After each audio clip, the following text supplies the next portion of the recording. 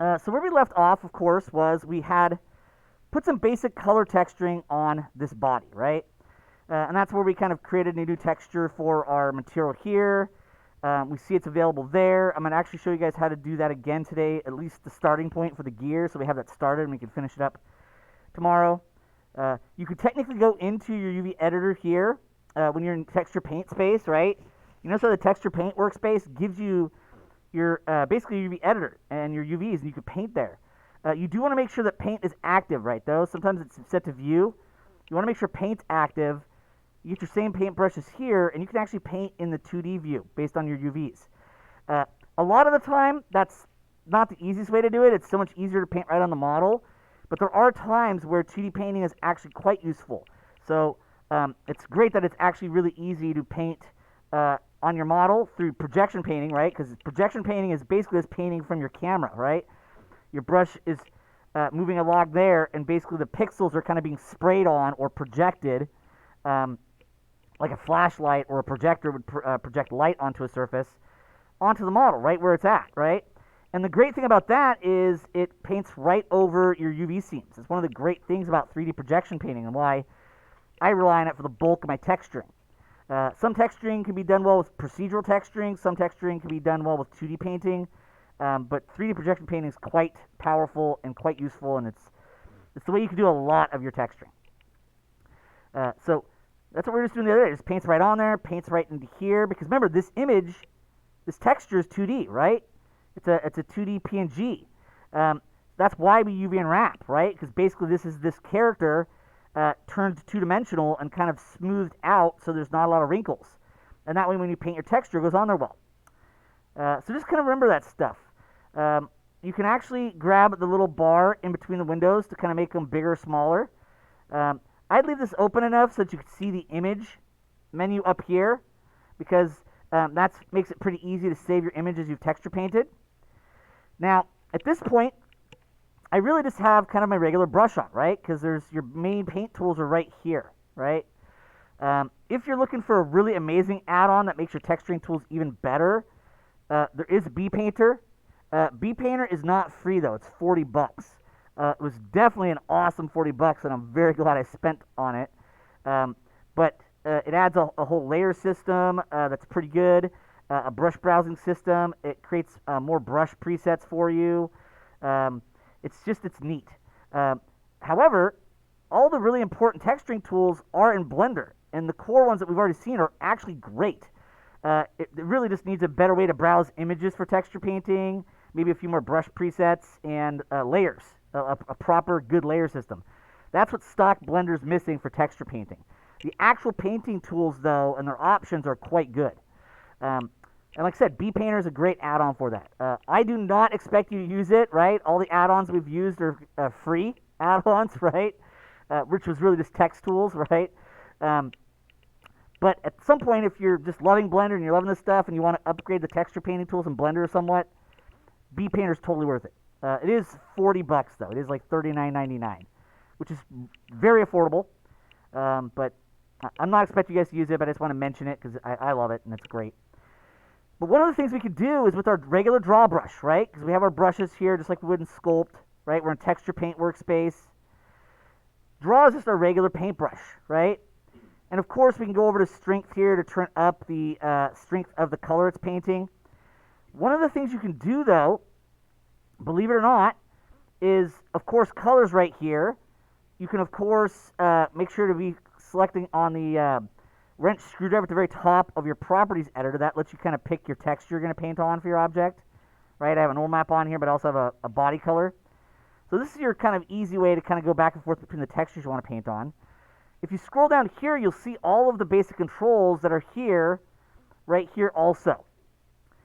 So, of course, we can have a color here. We can pick a lighter color if we want to.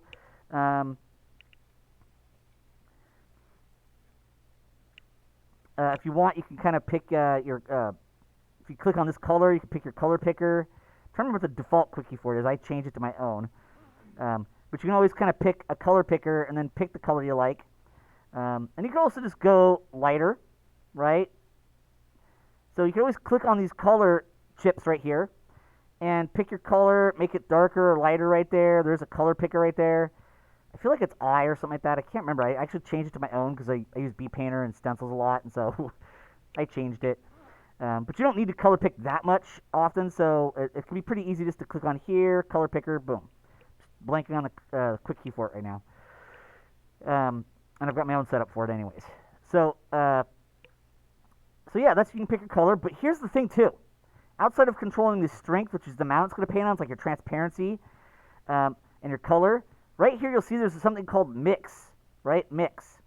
If I click on that, right, it's just this little pull down right here, right below the actual texture paint workspace tab, and you'll see that you have multiply, you have color dodge. These are the blend modes, right? Much like a Photoshop would be. Basically, what they do is they use different kinds of math to have these affect the pixels in different way, right? Sometimes they'll kind of inverse it, or they'll make it more or less saturated. Multiply kind of darkens it, as well as color burn, but they do it in different ways. Color dodge can lighten it. So sometimes you can go in here and say, hey, I'm going to do color dodge, right? And what it does is you can go in here and paint, and it can lighten up these pixels. Now, in this case, you see that's a little much, so I might go in here and just turn my strength down even more. Often I'll go to my color and I'll darken it to help modulate it a little bit. And you see how you can kind of get a more subtle kind of color dodge here? But you'll see that you can go in here and you can actually kind of lighten up that green underneath, right? So this is a way you can go in here and add even further color variation if you want on your model, right? You just kind of get in here. And obviously, if you have this with a Wacom tablet, it's even better, but I'm doing this with the mouse, right? But you see how you can kind of go in here and you can actually use this to kind of lighten up the pixels already there. It doesn't actually paint over them. It lightens the pixels, right?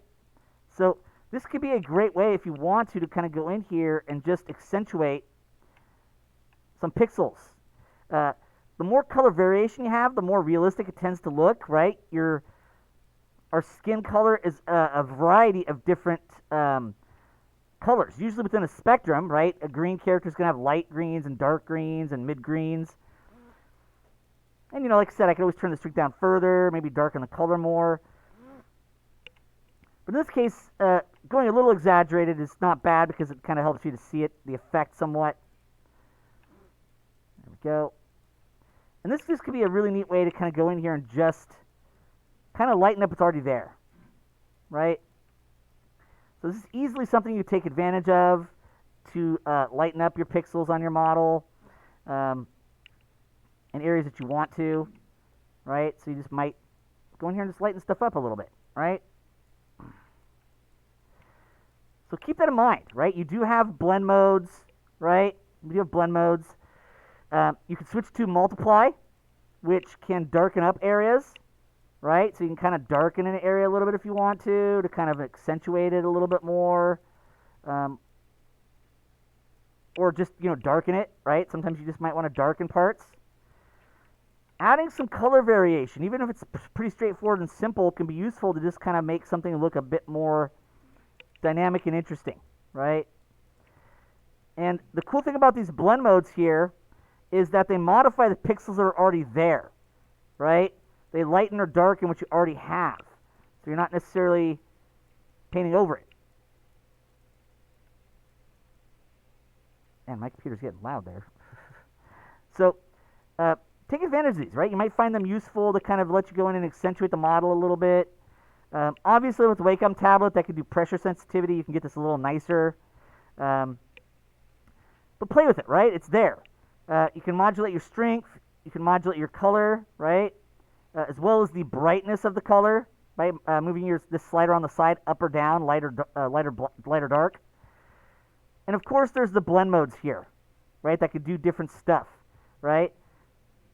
Like you might even go to Exclusion, and you see how Exclusion can do something kind of weird. It kind of almost grays it out, right? So you see how it's modifying what's already there. You could do difference. So don't be afraid to kind of play with a few of these different blend modes. You might find something you like, right? Subtract. And so some areas it just doesn't modify the pixel that much. Some areas it does. So don't be afraid to play with these a little bit and see how they work, see what they can do. Mix is the default though, so that's kind of your normal. So mix is kind of the default normal one. But I just want to make sure you guys know that you have this available, right? That you can actually dodge and burn this stuff, or multiply it. Put it to different blend modes to get different effects. But the color can modulate it, right? You saw when I turned down the brightness of this green, it kind of made it a little more subtle when you did the dodging. But I want to make sure you know it's there. Remember, you can play with strength to turn it up and down. Just type in a number or left-click dragging it, right? And that's just all on your draw brush. But you do have blend modes if you want to use them to accentuate this. Now, you'll notice if I go over to my left side here where the 2D texture painting area is, you'll see that there's a section called Image, right? And right now, you'll see there's an asterisk next to it. That means this layer, this texture needs to be saved. So I just click on Image, and I can go down to Save. There's actually a quick key for it, Alt-S, and that just saves your texture, right? If I want, I could save my scene too. Remember, I do have the external data automatically packing a Blender checked on. That way your texture is actually included in your Blender file, your normal maps, everything. So that way all you have to do is take your Blender file with you, and that stuff will be in there. So this is super useful. Once you start doing some texturing stuff and normal map stuff, I would actually recommend turning this on. Bpainter does automate a lot of those things, right? It'll automatically pack them in. It'll automatically save when you save your scene. There's lots of neat things Bpainter does that you have to do a little more manually without it, right? But keep that in mind, right? You do need to go over here. Another two things I wanted to show you a bit here before I briefly create a new texture for the gear, and then we'll kind of work on that more tomorrow, is I wanted to show you how you could use images on your texture, on your paint brushes, right? So in this case, I think I'm actually going to go and pick an even darker color of this green, right? Like that. So remember, you just click on the color chip. You can move your cursor around here to pick a different color. You can make it lighter or darker by kind of controlling the slider on the side, which is value. So that's also here as well, right? Because we are using HSV, hue, saturation, value. You can switch to RGB or even the hexadecimal system, like it's the specific color code system. Default HSV usually is pretty good though. So there we go. Now in this case, I want to kind of do a little bit of freckling. Now this is going to be one of those things where you're going to have to find your own textures, right? You're going to have to look online. Be careful with copyright ones or ones that have like watermarks over them. Those are not, you shouldn't use those. You can go to textures.com, create a free account, right? That's actually a great place to get create the free account, right? And then you can download some textures there. But the way you load a texture in, one of the easiest ways is to go to the red checkerboard down here, right? And this is important because I'm going to do it again tomorrow as well. Our next video is going to have it as well. The red checkerboard down here, right? The red checkerboard. If I click on that, it's the very bottom of the properties list here, the red checkerboard. You see that I can create a new texture. So I click New. It brings this up, and you see there's a section that says New or Open, right? In this case, I don't want to create a new texture inside of Blender. I want to open one that's outside of Blender. So I go to Open, and then what I can do is I can browse for where I have some textures. And you just kind of go browse where you have recents, or you just go find them on in the system and stuff like that. So in this case, I could always just go pictures or textures here, right? Go to home, find stuff on your drives, right? So you can go to local disk up here, find that stuff. In this case, I kind of have a texture one from there, which is also on desktop, right? If I click on desktop, you'll see there's actually textures right there. I can open that up.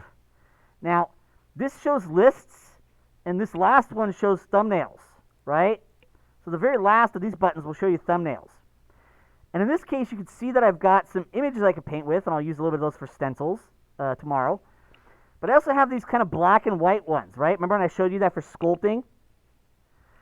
Black and white ones are good at doing like noise or freckling textures, right? Because the black will not paint and the white or lighter grays will paint whatever your color is. So I can click on that, hit Open Image, and now it's available in Blender. This is when we go to the texture menu here, right? Texture menu. So we load the texture in through the red checkerboard at the very bottom of the properties menus. Then we go to texture, and we can click on this to pick it. And you see how I actually have it already loaded in for my sculpting, so I kind of loaded it in a second time, right? But once it's loaded in, you can then click on the little browser menu here, right? It's the furthest over. It's right next to texture. Click on that one, and you can pick a texture. Now, mapping determines it, right? If we click on tiled, we can switch to view plane, and then you can see we can just go in here and left click sculpt with it, right? Like we've done before. Now in this case, you'll notice that it's painting kind of quite dark, right? So this is plugged into texture, but you might even use it under the texture mask settings, right? So it might be one of those things where maybe we'll turn it off here. We'll go to texture mask. It will be available in there. We can switch mapping to view plane. And then you see how it actually properly does that. So when you want to actually use this as a stamp where it's just going to paint the color in black, you want to use texture mask instead of texture. Texture will let you paint the image exactly as it is. Texture mask actually uses it as, well, more like a proper stamp, right? Where black won't paint, and anything that's not black as the part of the map will paint. And view plane lets us just paint it wherever we want to. Now, of course, I can go to stroke, and I can turn the spacing up, because by default it's set to space. I can always turn the strength of my brush up a little bit as well, and the spacing's up a little too much, so I'll probably bring that back down a bit. And you see I can kind of paint some freckling pretty easily just by left-click dragging. So you do want to make sure to import your texture, right? Texture mask is what you want to use for this, and view plane is the one that lets you just kind of paint that pattern on. And if you go to stroke, you turn the spacing up. Now, you can also switch your stroke method from space to anchored. And what anchored does is I can just left-click drag this, and if I drag it left or right, it makes it bigger or smaller. If I drag it up or down, it rotates it. And so I can go in here and I can just kind of drag drop some of this as well to give me some interesting variation. And this can, of course, be used in sculpting. But you see how you can kind of do some neat texturing or sculpting just with these handful of brushes we have available. So remember, you have stroke method, which we talked about yesterday as well. And there's these different methods. Anchored is the one that you kind of left-click drag, and wherever you click, it basically is going to drop it there, and then just by dragging left or right or up or down, it rotates it and scales it. If you were to set it back to space, that's just kind of the normal, just left-click drag, and it kind of paints it right on there. But you, of course, want to play with spacing so there's more distance between each laying down of the texture. And we did use texture mask in this case because I wanted to just paint the light areas. So texture mask, good at doing freckles. Usually you want view plane on, because that's just painting it from the view. And now you can see we've actually done some kind of cool little freckle texturing. I'll save image again. There we go. Now, this horn should probably be a different color up here, right? So one of the things we could do is we can actually go to 3 for face mode. And there is the select, a select tool that lets you select inner region, which is quite cool. But I'm just going to show you how to do it just through face selection, right? If you just double click on a face, it'll select the face loop. Remember, up arrow grows selection, that's more or less. This is one way to kind of grab all of this. And then what I could do is I could hit 8, right? Because I went to 3 for face mode. I could hit 8 for texture mode, which is on our quiz today. And that selection's still there. Right up here, right kind of up in the left corner of your viewport next to where your brushes are at, you will see there is what looks like a face selection mode. And if you hover over it, it'll say paint mask. If I turn that on, you'll see that everything that wasn't selected is masked, so you can't affect it. So if I was to go pick a color and I was to go kind of like grayish, and I was to go to fill, right, there's a fill bucket here, I could click on that and it just fills with that color, and that clearly was not the color I wanted, so we'll turn that down. There we go. So you'll notice that you can actually click on this button right here to paint mask, right? What it does is it just, whatever polygons you have selected, it'll let you paint on those, but mask the rest of it. And you actually have a fill bucket. This is an actual awesome feature to allow you to fill in large areas of stuff. And of course, I can turn it off. I'll sample this color really quick. There we go. And then, of course, let's turn off texture mask, right? You just go to the X, right? You go to texture mask, click on X, it turns it off. And let's make sure my string's all the way up on my brush. And probably change my stamp spacing again, right? The stuff all kind of gets tweaked for that a little bit. And then I can just kind of finish painting that area right there. But that's a really neat feature also. I want to make sure you guys got to see kind of that basic masking feature there. It's kind of neat. Do you have to do this? No. You can manually just paint this horn, right? But now you've been exposed to the fact that there is this really cool paint mask feature, and you have a fill bucket, right? That'll fill in whatever's not masked. And now you see we've effectively just done some cool texturing on this, right? And of course you can go in and lighten and darken areas on this with your mixing modes and all that stuff. And now I'm just going to go to my biped color, or my biped gear. Make sure that's selected. Make sure I'm on object mode. Now remember, in this case, I've already got a material on it, right? I can go to the red sphere down here, and you see it's already there. Although if you want to make a new material, you just click on this one right here, the 2 pages, new material. Of course, I don't need it, but you can do that, right? I'm going to do, because I did kind of want the original there. And once you make a new material, you can always type in right here. In this case, I've already kind of done that, but it is quite easy to create a new material just by clicking on those pages there with an object selected. And then you can highlight right here to give it a name, right? That's how easy it is to make a new material. You just select the object you want to put the material on. Click on the white pages right there to make a new one. Give it a name.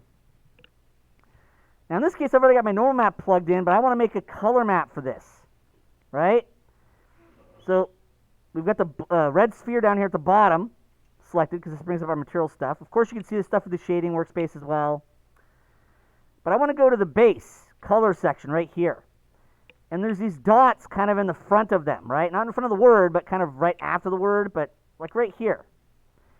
There's a yellow dot right there. I'm going to click on that yellow dot. That brings this up.